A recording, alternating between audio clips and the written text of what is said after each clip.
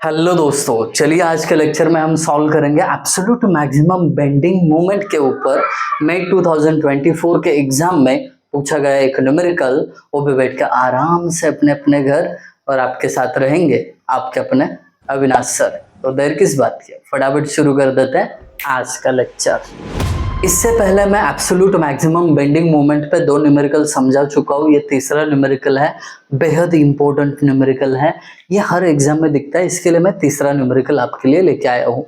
ये recent exam से है, मई 2024 के। अब ये जो है, ये न्यूमेरिकल देखने के बाद कुछ भी डाउट आपके मन में नहीं रहेगा। ये गारंटी मेरी तरफ से, आपकी तरफ से एक चीज की गारंटी कि आपने अभी तक चैनल को सब्सक्राइब नहीं किया तो कर लेना और अपने दोस्तों के साथ भी शेयर कर लेना। दोनों चीजें आप बहुत ही बखूबी से करोगे, इस पे मुझे पूरा भरोसा है। चलिए लेके चलता हूँ न्यूमेरिकल पे। होता क्या है ये न्यूमेरिकल, होता क्या है ये प्रॉब्लम और इसका सॉल्यूशन कैसे देना है समझेंगे। देखिए, एक कंपनी है जिसके अंदर एक गर्डर है जिसका स्पैन 20 + 20 40 मीटर है। ठीक है, कितना, एक कंपनी है मानो जिसमें 40 मीटर का गर्डर है। हो सकता है उसके ऊपर ये जो लोड सिस्टम है, कुछ व्हील्स लगाए होंगे। ये देखो, ये व्हील्स दिखाऊं तो और बेटर समझोगे आप। हाँ, ऐसा ना, व्हील सिस्टम का एक ट्रॉली है, वो गर्डर से पास होता होगा। तो ये जो आपका ट्रॉली है इस गर्डर पे मूव होगा, तो फिर इस गर्डर पे एब्सोल्यूट मैक्सिमम बेंडिंग मोमेंट कितनी होगी ये आपको फाइंड आउट करना है। बहुत बेसिक चीज है। सबसे पहले उसके लिए step 1 critical load find out करना होता है। आप सोच रहे होंगे कि सर ये क्रिटिकल लोड क्या है, शॉर्ट में समझा दो ना। तो मैं समझा रहा हूं, जब ये व्हील लोड्स इस गर्डर से पास हो रहे होंगे तो कोई एक ऐसा लोड होगा मिड स्पैन के नियर अबाउट जब आएगा, तो उस किसी एक लोड के नीचे एब्सोल्यूट मैक्सिमम बेंडिंग मोमेंट होगी। वो जो भी लोड होगा वो लोड क्रिटिकल लोड कहलाएगा। अब इसको फाइंड आउट करने के लिए आपके पास टेबल है जिसमें लोड क्रॉसिंग सी, मतलब कौन सा आपका लोड ये मिड स्पैन सी को, चलिए दोबारा लिखता हूं, मिड स्पैन सी को क्रॉस करके आगे जा रहा है। तो इसमें सबसे पहले हम मान लेते हैं कि यह 100 किलो न्यूटन का लीडिंग लोड क्या कर रहा है, इसको क्रॉस करके जा रहा है। इसका मतलब देखिए क्या होता है, ये 100 जो है सी को क्रॉस करके जा रहा है आगे, बट ये बचे हुए 200, साथ में ही 150 और 120, ये सी के पीछे ही है। सी को क्रॉस करने वाला केवल 100 है। तो इस कंडीशन में एवरेज लोड ऑन एसी, अब एवरेज लोड ऑन एसी कैसे निकालते हैं, ये तीनों के एडिशन कर लो। ये 200 + 150 350, 450, 470 डिवाइडेड बाय स्पैन कितना है एसी का 20, ये हो गया एवरेज लोड ऑन एसी। अब इसका हिसाब देख के आप सीबी पे भी निकाल लो, 100 है डिवाइडेड बाय 20। अब दोनों को कंपेयर करना है, कैसे करते हैं, दोनों वैल्यूज लिखते हैं, 470 डिवाइडेड बाय 20, 100 डिवाइडेड बाय 20। ये देखो 470 बढ़ा है, डिनोमिनेटर तो सेम है, न्यूमरेटर में 470 बढ़ा है, तो इधर एसी के ऊपर आने वाला लोड बढ़ा है। फिर क्या हुआ, थोड़ा और टाइम गया, ये 200 किलो न्यूटन क्या कर रहे हो, अब इस सी को क्रॉस करके आगे जा रहा है। लोड क्रॉसिंग सी, 200 किधर गया, इधर। अब सी को 200 क्रॉस कर रहा है, मतलब ऑलरेडी 100 भी सी के आगे ही गया होगा। अब पीछे बचे कौन, 150 और 120, दो ही बचे ना। तो अब एसी पे एवरेज लोड, एसी पे कौन कौन बचा है, 120 और 150, तो ये कितना होगा 270 divided by span of AC 20। आगे जो गए कौन कौन, 200 और 100 गए, तो ये 200 और 100 सीबी पे है, एडिशन करो 200 + 100 300 डिवाइडेड बाय 20। अब कंपेयर करो, 270 डिवाइडेड बाय 20, 300 डिवाइडेड बाय 20। अब आपको कौन सा लोड ज्यादा लग रहा है। तो ये देखिए साइन चेंज हो गया, पहले ऐसे था ना, अब ये ऐसे हो गया, ठीक है, ऐसे हो गया। अब यहाँ पे साइन जैसे ही चेंज हो गया तो आप मान चुके हैं कि आपका एवरेज लोड एसी से सीबी पे ट्रांसफर हो गया। कौन से लोड के कारण? 200 उधर चला गया। तो अब आपको पता चला कि ये जो 200 है ये आपका क्रिटिकल लोड है, ठीक है, समझ में आया। क्रिटिकल लोड तो मिल गया, बहुत आसानी से आपने क्रिटिकल लोड को फाइंड आउट कर दिया। तो अब ना ये जो है इसको रफ करता हूं, क्योंकि ये क्रिटिकल लोड के लिए आपने ड्रॉ किया था। अब आपको ना ये विदाउट टेबल भी पता चल जाएगा क्रिटिकल लोड कौन सा है। वर्चुअली आपको क्या करना है, इमेजिन करना है 100 आगे जाएगा सी के तो कितना एवरेज लोड होगा, फिर 200 जाएगा तो कितना एवरेज लोड होगा। ये आप विदाउट टेबल भी निकाल सकते हो, बट प्रोसीजर में है तो मैं बता रहा हूँ इधर, बाकी कुछ नहीं। चलिए अब क्या करेंगे, स्टेप 2 पे चले जाएंगे। स्टेप 2, इसमें क्या करना होता है, आपको रिजल्टेंट एंड लोकेशन, ये दो चीजें फाइंड आउट करनी होती है। ये किसकी बात कर रहा हूं मैं, इस लोड सिस्टम की बात कर रहा हूं। तो ये लोड सिस्टम का रिजल्टेंट क्या होगा और उसका लोकेशन कहां पे एक्ट होगा वो निकलना है। सबसे पहले रिजल्टेंट, रिजल्टेंट मतलब क्या, इस लोड सिस्टम में जितने भी फोर्सेस है उनके एडिशन। 200 प्लस 100 300, 300 प्लस 150 450, 450 प्लस 120 कितना होता है, 550, 570, गॉट इट, 570 किलो न्यूटन, ये रिजल्टेंट हुआ। अब आप चाहते हो कि ये रिजल्टेंट कहां पे एक्ट होता होगा, उसके लिए ना एक डायग्राम ड्रॉ करते हैं। देखो ये 100, फिर 1 मीटर पहले उसके 200, फिर 1 मीटर है, 1 मीटर पहले 150, और फिर 2 मीटर पहले 120। ऐसा लोड सिस्टम है, 1 2 3 4, 4 लोड है, हो गया। अब आप मान के चलो कि ये जो रिजल्टेंट है ये एक्ट होगा, ये 1 मीटर है ना, इधर एक्ट होगा, ऐसा मान के चलो, ठीक है, इधर, ये मैं मार्क करके रह रहा हूं आर, ओके। अब इसका डिस्टेंस आपको पता नहीं है, अगर पता नहीं है तो लीडिंग लोड से उसको एक्स मानो, खत्म। अब आपका काम क्या है, लोकेशन फाइंड आउट करना, मतलब ये एक्स कहां पे एक्ट हो रहा है, बिल्कुल इजी है। इसके लिए यूज करेंगे movement due to resultant is equal to, मतलब क्या, ये रिजल्टेंट के कारण लीडिंग लोड पे होने वाली मूवमेंट ये इक्वल होती है किससे, summation of movement due to all forces at leading load. इसका मतलब क्या है, बहुत आसान है।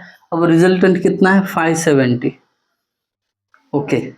570 की मूवमेंट एट लीडिंग लोड कैसे होगा, लोड 570 है इनटू उसका distance from leading load x है, 570 into x is equal to, अब सब फोर्सेस की लीडिंग लोड पे मूवमेंट, पहला फोर्स 120, उसका डिस्टेंस 2 3 4, प्लस दूसरा लोड 150 इंटू इसका distance 2 metre from leading load, plus अब रिजल्टेंट को दोबारा मत कंसिडर करना, इसमें यहाँ पे इज इक्वल टू में लिया है तो इधर 200 इंटू ये 1, आई बात समझ में। ये 100 तो सेम पॉइंट पे जहां पे मूवमेंट ले रहे वहां पे एक्ट हो रहा है तो उसको कंसिडर मत करो। तो ये इक्वेशन में पुट करेंगे, देखते हैं इक्वेशन में पुट करके हमें x का वैल्यू कितना मिलता है।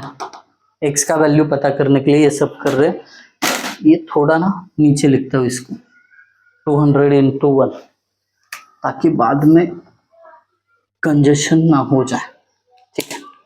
वैल्यू पुट करते हैं, देखो 570 into alpha x is equal to 120 into 4 plus 150 into 2 plus 200 into 1 shift solve 1.72 कितना आया x 1. therefore x is equal to 1.72 metre. तो ये क्या हुआ आपका x का वैल्यू 1.72। अब देख लेना आप ये x 1.72 मीटर है, ये कहाँ पे हो सकता है? देखिए राइट साइड से इधर तक 1 है, थोड़ा सा उसके आगे तो यहाँ पे होगा, है ना, क्योंकि ये भी 1 मीटर है। टोटल 150 तक 2 मीटर है ना, तो 2 मीटर से पहले ही 1.72 आना चाहिए, तो यहाँ पे दे दिया। कौन सी बड़ी बात है उसमें, हो गया। ये डिस्टेंस समझ में आया, वेरी गुड। अब x, हाँ कभी कभी ना आपको लगता है कि सर अगर मुझे पता नहीं था, मैंने इधर रिजल्टेंट माना था पहले 150 के बाद, तो बाद में करेक्ट कर लो। आपको पता है ना 1.72 ये 2 मीटर से पहले आना चाहिए, तो आप उसको बदल के इधर लिख दो रिजल्टेंट को। Done, very good. अब इसके बाद आपको फाइंड आउट करना होता है distance between resultant R and critical load. ठीक है, इसका मतलब क्या हुआ, जो आपका ये रिजल्टेंट है और क्रिटिकल लोड ये है 200, है ना, इधर गोल करके रखा था, ये दोनों के बीच का डिस्टेंस आप चाहते हो, ये वाला, है ना। ये कैसे निकलेगा बता देता हूं। देखिए ये पूरा यहां से लेके 100 से लेके रिजल्टेंट तक कितना है 1.72। ध्यान से देखना इधर, आप चाहते क्या हो, ये रेड पेन नहीं चल रहा है, अदरवाइज रेड पेन से बहुत अच्छे से समझते हैं। ये डिस्टेंस चाहते हैं जहां तक रेड दिख रहा है, क्योंकि ये आपका रिजल्टेंट है और ये क्रिटिकल लोड है, ये दोनों के बीच का डिस्टेंस चाहिए। तो क्या करना पड़ेगा, ये टोटल 1.72 जो है रिजल्टेंट का डिस्टेंस, उसमें से ये मिटाना होगा, ये डिस्टेंस मतलब क्या 1 मीटर को, 1 मीटर को मिटाना पड़ेगा, मतलब -1 करना पड़ेगा। तो दोनों के बीच का डिस्टेंस कितना आया 0.72 मीटर। अब ये डिस्टेंस जो है क्रिटिकल लोड और रिजल्टेंट, इनके बीच निकालने की जरूरत क्या है ये समझा रहा हूं आपको। देखिए यहाँ पे आप अगर चाहते हो एब्सोल्यूट मैक्सिमम बेंडिंग मोमेंट, तो इस लोड सिस्टम को यहाँ पे ऐसे बिठाओ, कैसे कि जिससे रिजल्टेंट जो है आपका और क्रिटिकल लोड इस मिड स्पैन से इक्वल डिस्टेंस पे होने चाहिए। जैसे कि देखिए ये दोनों के बीच का डिस्टेंस 0.72 मिल गया आपको, ठीक है। ये रिजल्टेंट और क्रिटिकल लोड इनके बीच 0.72 है। तो अब आप क्या करो, सी के लेफ्ट में क्या आने वाला है अभी रिजल्टेंट और राइट में 200। देखो ये रिजल्टेंट और ये 200, ये इसको R बोल लो, ठीक है। ये इक्वी डिस्टेंस कैसे हो सकते हैं, दोनों के बीच का जो डिस्टेंस है उनको आधा आधा बांट दो। 72 है 0.72, तो एक मिनट नीचे लिखता हूं, 0.36 इधर दो और 0.36 इधर दो, थोड़ा सा दूर दूर निकालता हूं इनको लोड को, तो समझने में आसानी होगी। चलिए इधर रिजल्टेंट ये C पॉइंट है और इधर क्रिटिकल लोड 200, ठीक है। अब ये देखिए ये 0.36 और ये 0.36 दोनों तरफ सेम डिस्टेंस पे प्लेस किया, हो गया इक्वी डिस्टेंस। अब लोड को ऐसे ही बिठाना है, इसके लिए अभी तुरंत ये लोड निकालने के बाद, डिस्टेंस निकालने के बाद दो डायग्राम ड्रॉ करने पड़ते हैं। कैसे बताता हूं, पहले गर्डर ड्रॉ करो एक, ठीक है। गर्डर ड्रॉ किया जिसमें मिड स्पैन C ये 20 मीटर होगा, मिड स्पैन तक का डिस्टेंस, और ये बचा हुआ 20 मीटर होगा, ठीक है। अब और एक गर्डर ड्रॉ करो, थोड़ा नीचे ड्रॉ करता हूं,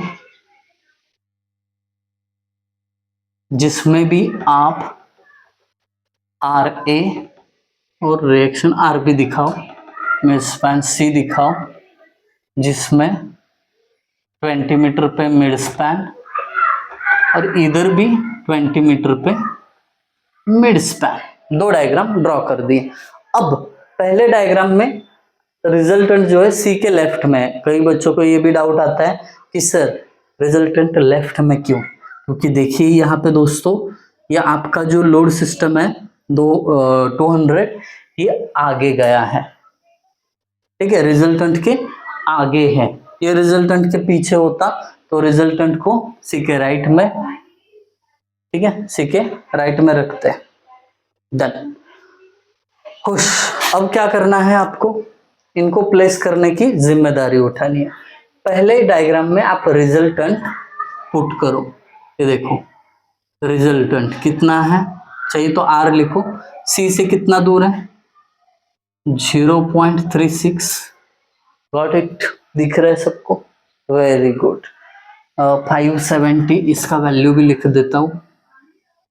डन। अब दूसरे लोड डायग्राम में पूरा लोड सिस्टम बिठा दो, ये वाला। अब लोड कहां पे बैठ रहा है? एक रेफरेंस लोड या क्रिटिकल लोड 0.36 सी से आगे। ये देखो 0.36 डिस्टेंस है इसका, यहाँ पे ये 200 है किलो न्यूटन। फिर उसका ही रेफरेंस लो, 1 मीटर आगे उसके 100 है। देखो 1 मीटर आगे 100 है, फिर 200 से पीछे 1 मीटर 50 है, 1 मीटर डिस्टेंस है। ये 0.36 है, बचा हुआ 1 मीटर का इधर डिस्टेंस डाल दो, 150। Got it? फिर वहां से 2 मीटर पे 120 है। Got it? लोड सिस्टम बकायदा अच्छी तरीके से बिठा दिया। अब आपको करना क्या है? स्टेप नंबर 3 में रिएक्शंस फाइंड आउट करने हैं। क्या फाइंड आउट करने हैं? रिएक्शन। रिएक्शन फाइंड आउट करने के लिए पहला डायग्राम यूज करना होता है। कैसे करेंगे आपको पता है, ए सिंपल सपोर्ट है, बी भी सिंपल सपोर्ट है, और एंड पे सिंपल सपोर्ट रहेगा तो मूवमेंट जीरो होती है। Summation of movement at A is equal to 0। थोड़ा टाइम लग रहा है बट पूरा प्रोसेस समझ रहे हो आप लोग, ठीक है, समझते चलेंगे। ए पे मूवमेंट पहला तो रिजल्टेंट के कारण होगा। अब रिजल्टेंट इसको क्लॉकवाइज घुमा रहा है तो ये 570 प्लस में आएगा, इनटू इसका डिस्टेंस देखो, ये जो डिस्टेंस है ये कितना है, ये डिस्टेंस कितना है, क्योंकि परपेंडिकुलर डिस्टेंस से मल्टीप्लाई करना होता है ना। तो टोटल मिड स्पैन तक 20 था, उसमें से अगर मैं ये माइनस कर दूं, ये देखो ये 0.36, तो आपको इस 570 का ए से डिस्टेंस मिल जाएगा। वही किया मैंने। फिर आरबी, इधर आरबी है, ठीक है, आरबी क्या कर रहा है? इसको एंटी क्लॉकवाइज घुमा रहा है। इसके लिए minus RB into total span 40 is equal to 0। Therefore RB is equal to क्या हो जाएगा? ये आरबी उधर जाएगा और 40 डिवाइड में आएगा। तो कैलकुलेशन कैसे बनेगा मैं आप लोगों को समझा रहा हूं। 570 into 20 minus 0.36 bracket close divided by 40, 279.87, 279.87 kilo newton. That's it. आपको आरबी मिल गया। मतलब यहां पे आप लिख सकते हो आरबी का वैल्यू कितना है, नहीं तो मत कंजेस्टेड करो, इधर से देख के वैल्यू लिखेंगे बाद में। समेशन एफ वाई का यूज करके आप आर ए भी फाइंड आउट कर सकते हो। कैसे? ऊपर जाने वाले फोर्सेस इज इक्वल टू नीचे आने वाले फोर्सेस। आर ए ऊपर जा रहा है प्लस आर बी भी ऊपर जा रहा है, मतलब 279.87 इज इक्वल टू नीचे आने वाला एक फोर्स है 570। Therefore R A is equal to 279.87 क्या हो जाएगा, माइनस हो जाएगा 570 से। कर लेते हैं 570 माइनस 290.13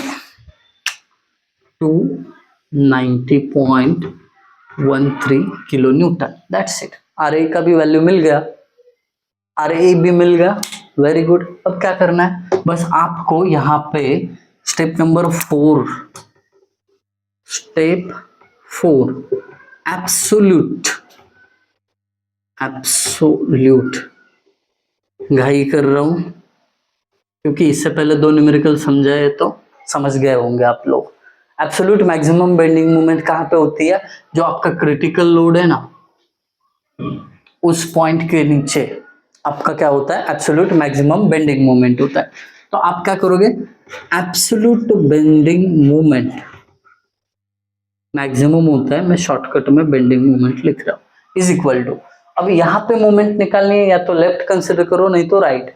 अब राइट में जाएंगे तो एक और दो ही फोर्स है, लेफ्ट में 1 2 3 है, तो राइट ही बेटर है ना।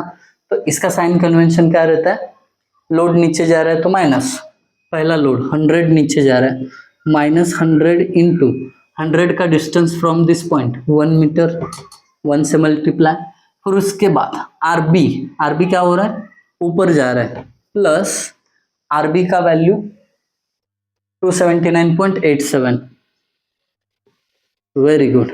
बट इसका आरबी का डिस्टेंस फ्रॉम दिस पॉइंट कितना होगा, निकालते हैं ना। देखो ये मिड स्पैन तक कितना था, पूरा 20, उसमें से ये अगर ये डिस्टेंस 0.36 मीटर है तो क्या होगा, आरबी का डिस्टेंस फ्रॉम दिस पॉइंट मिलेगा। देखो पूरा मिड स्पैन तक 20 है, माइनस कर रहा हूं उसमें से, ये देखो 20 में से ये 0.36, आई बात समझ में, ऑब्वियसली ये डिस्टेंस रह जाएगा, तो वही चाहिए। कर लो इसका कैलकुलेशन, आपको एब्सोल्यूट मैक्सिमम बेंडिंग मोमेंट मिल जाएगा। So that's it about 10 marks, 10 marks का न्यूमेरिकल है। क्या समझना है, बस आपको ये दो डायग्राम को अच्छे तरीके से समझना है, मार्क्स आपके हो जाएंगे। So that's it about today's lecture. I hope अगर आपको समझ में आया हो तो कमेंट जरूर करोगे, बहुत मेहनत लगता है वीडियो शूट करने में, और उसका अंदाजा आपको है। Thank you guys for watching video. Thank you so much.